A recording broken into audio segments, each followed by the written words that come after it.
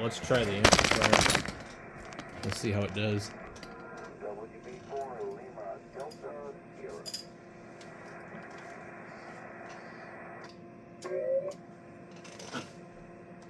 Uh-oh, hold on. KG7 and HVR.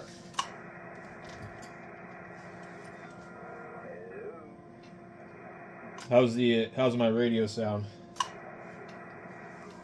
Sounds good. No problem here. I just brought it home. It's a Yaesu FT450D, the little tiny radio. Yeah, it's doing 30 over. I couldn't even figure out how to use it. I had one a long time ago, but apparently the mic gain is high, medium, or low. it's just pick one of three. Well, that kind of makes it simple. Yeah, well, and then of course it does have a mic EQ. I don't know. I didn't bother to mess with it, but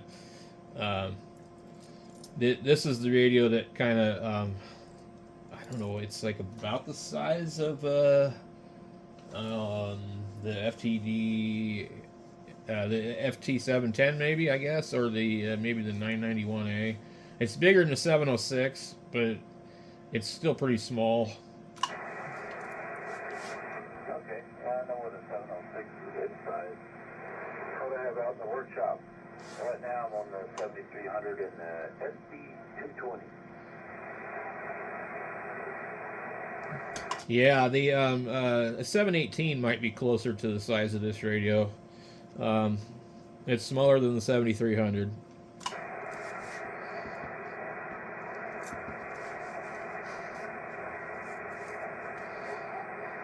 But I figured, I've been using the 891 Yaesu with a broken SWR meter on it and an outboard tuner and all this other extra stuff.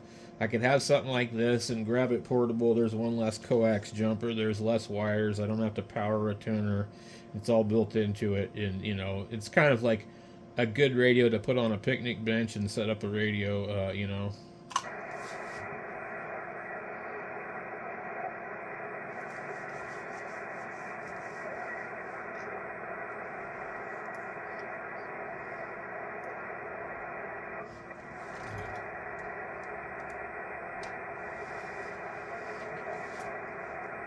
He fell out of his chair.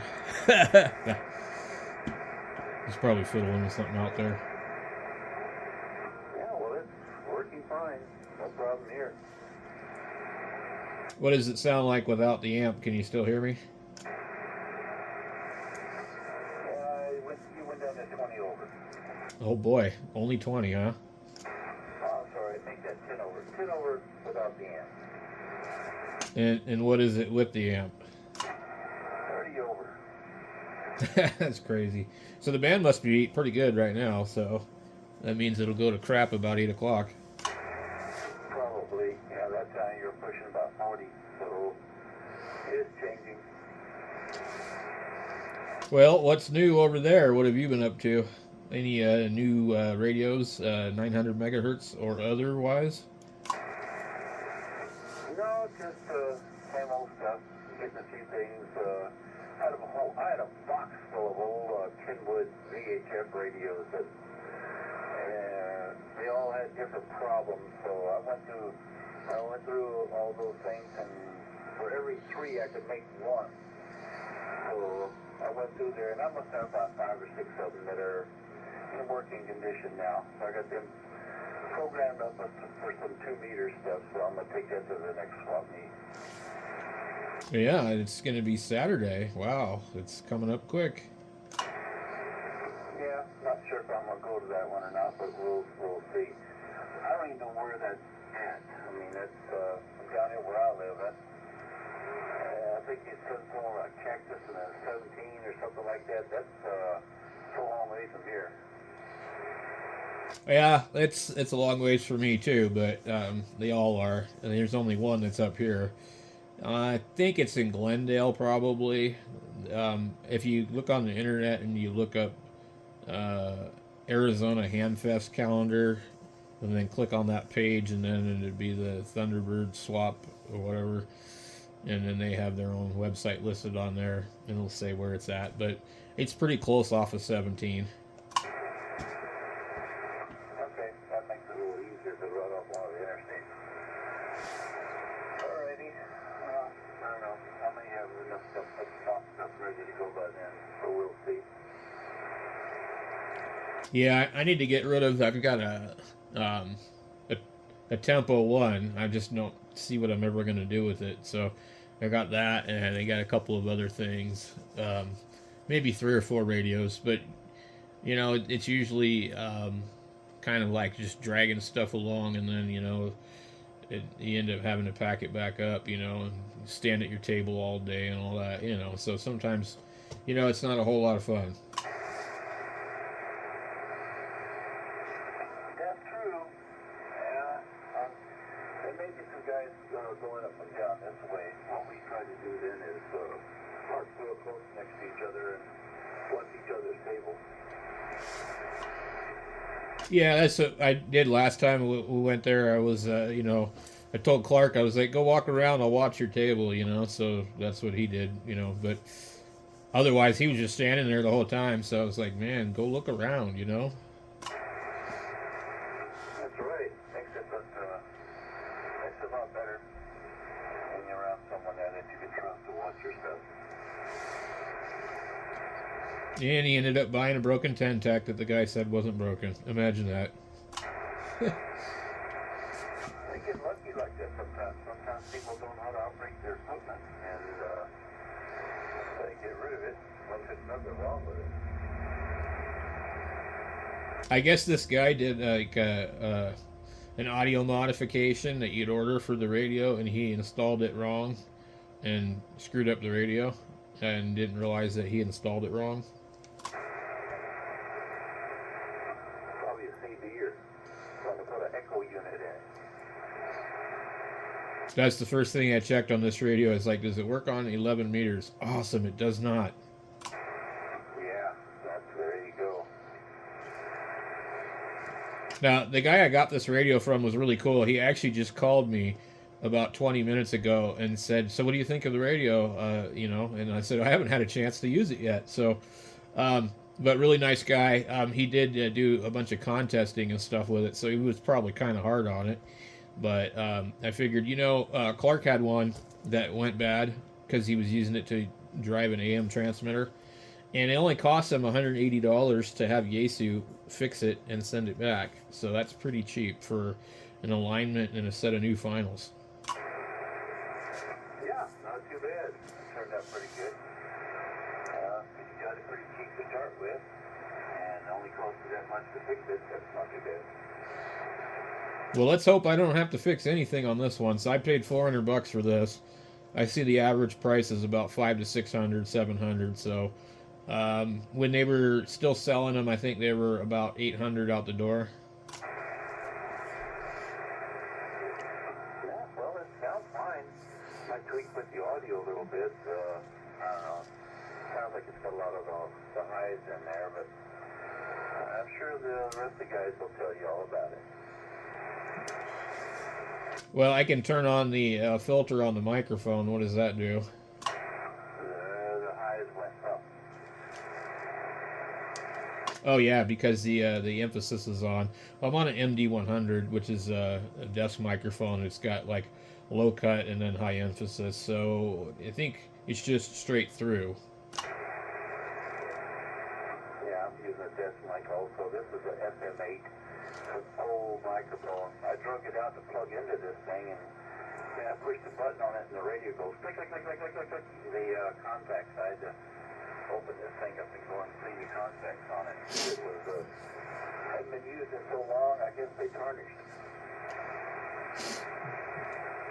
Yeah, there's so many Icom microphones I can never remember. The SM8, the SM20, the SM30, and some of them are really cool looking. Yeah, it's a little gooseneck thing. It's not real big, but it works pretty good. I tried pushing the lock thing on. That was a mistake. The contacts on it are all so dirty, so I'll just leave it alone. Reach over and just push the button on it, and so far, so so far, so good.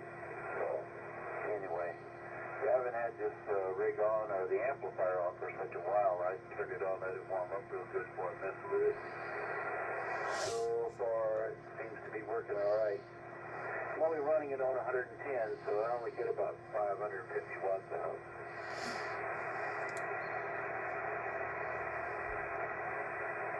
Yeah, I've never tried mine on 120 volts. I've got I had a SB200, and it did about 400 out of the wall socket. I thought that was actually pretty good. Yeah, I'm happy with this. 550 is fine. It does all right. If I crank a little bit, drive it a little bit harder, it makes the light flex. I get about, with the 7300, when I had one, I'd get about 900, 950 out of my SB220 plugged into 240 volts. Oh, yeah. The guy I got this thing from, I don't know what he had it plugged into. He might have had it plugged into a 20, 30 amp circuit, but he showed me a picture of the watt meter, and it was 1200 watts, so I know it'll do it, but, if I run it at 500 watts, this thing will probably outlast me. Well, the 7300 doesn't drive real hard because they use the same setup with the 756 Pro, and it'll get 1200 watts out instead of 950. Okay. Well, like I say, if I drive too much more than that, the circuit I'm plugged into is just not going to handle this. So you see the lights in the room will flicker when if I push it just too hard. And for most things, I think this much power is probably fine. It's a needle amplifier. I don't know. It's just some mods done to it. It doesn't have the green face on it. It's got one of the black faces on it. Yeah, I remember you telling me that. Well, another thing too you could do if you've got baseboard heaters in your house, you could just undo one of those and then just install a receptacle on it. That's what I did in the house. Out in the shop, I had to run everything out here because it wasn't already there. So, but I just use the baseboard because we're not going to heat the house with baseboards, and they're all 240 volt. Yeah, there's none of that in here. I'd have to run a whole line over in this, and I just didn't want to get into doing all that stuff. So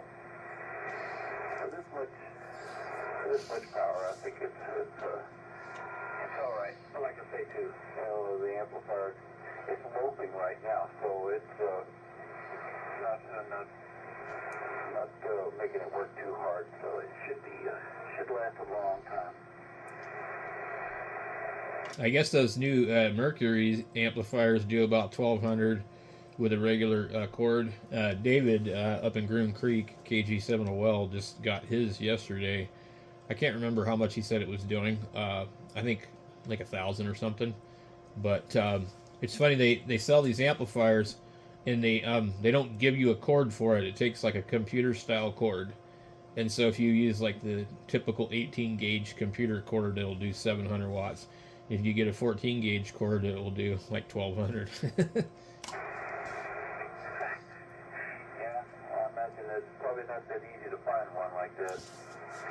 But I heard that conversation here. Well, I've been listening a lot. I sort of want to do stuff on the computer and the radios and stuff, and I just listen to what goes on. Yeah, it's kind of interesting. Anyway, all right. Well, I need to go get me something to eat. I haven't eaten dinner yet, so I think I'm going to run in there and get me something. I'll be listening. I'll leave the radio on. 73, WB4LDS. All right, well, we'll catch you later. Yep, sometimes I just sit here and listen too. It's amazing what you hear when you're not talking. KG7H3R.